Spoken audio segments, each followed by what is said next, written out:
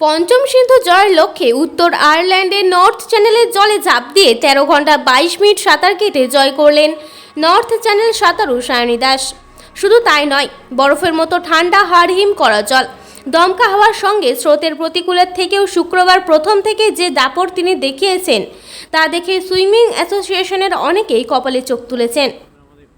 এই জয়ের সঙ্গে সঙ্গে দুটি রেকর্ডও সায়নী জয় করলেন। কোনো মহিলা সাঁতারু হিসেবে তিনি যেমন ভারতের প্রথম নর্থ চ্যানেল জয়ী, অন্যদিকে তেমনই তিনি এশিয়া মহাদেশের মধ্যে প্রথম সপ্তসিন্ধু 5টি চ্যানেল জয়ের শিরোপাও তার মাথায় উঠল। সপ্তসিন্ধু জয়ের লক্ষ্যে কানলা শহরের বাসিন্দা Sayani Das. English Channel Catalina California, ম্যাকোলাই চ্যানেল হাওয়াই দ্বীপপুঞ্জ মাত্র 4 মাস আগে কুক প্রণালী নিউজিল্যান্ড জয় করেন। একের পর এক ঐতিহাসিক জয়ের পর পঞ্চম সিন্ধু অর্থাৎ আয়ারল্যান্ড নর্থ চ্যানেল জয়ের জন্য কোনো বিশ্রাম না নিয়েই কঠোর অনুশীলন চালিয়ে যান। বিদেশের আবহাওয়ার সঙ্গে মানিয়ে নিতে তাকে কখনো হাড় কাঁপানো ঠান্ডা গঙ্গায়, কখনো বরফ জলে আইস বাথ করতে দেখা গিয়েছে। নর্দার্ন আয়ারল্যান্ডের আবহাওয়া, গতি প্রকৃতি ও জলের চরিত্রকে বুঝে নিতে সায়নী তার বাবা ও কোচ রাধেশ্যাম দাস, মা রূপালী দাসকে নিয়ে প্রায় 1 মাস আগে সেখানে রওনা দেন।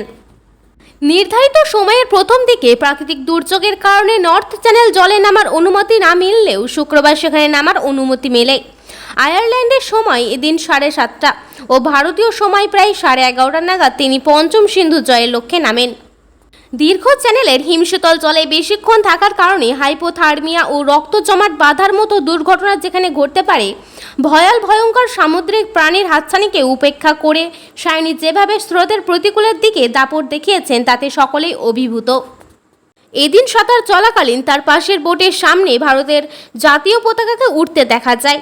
অবশেষে গতকাল রাত 3টের সময় সেই কাঙ্ক্ষিত জয়। প্রতিনিধি শম্পা মণ্ডলের রিপোর্ট, পপি নিউজ। গতকাল অর্থাৎ 30শে আগস্ট আমি সপ্তসিন্ধুর পঞ্চম সিন্ধু অর্থাৎ নর্থ চ্যানেল, নর্দার্ন আয়ারল্যান্ডের থেকে স্কটল্যান্ড, এই চ্যানেলটা আমি সাকসেসফুলি ক্রস করেছি 13 ঘন্টা 22 মিনিট 38 সেকেন্ড সময় নিয়ে।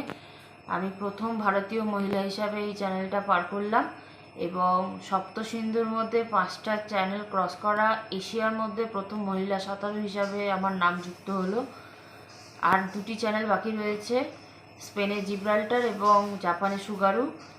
প্রচুর জেলিফিশের আক্রমণ এবং এগেনস্ট টাইডের জন্য আমি যথেষ্ট বিধ্বস্ত, কিন্তু সাকসেসফুলি ক্রস করতে পেরেছি, এটাই আমার কাছে সবথেকে বড় পাওনা।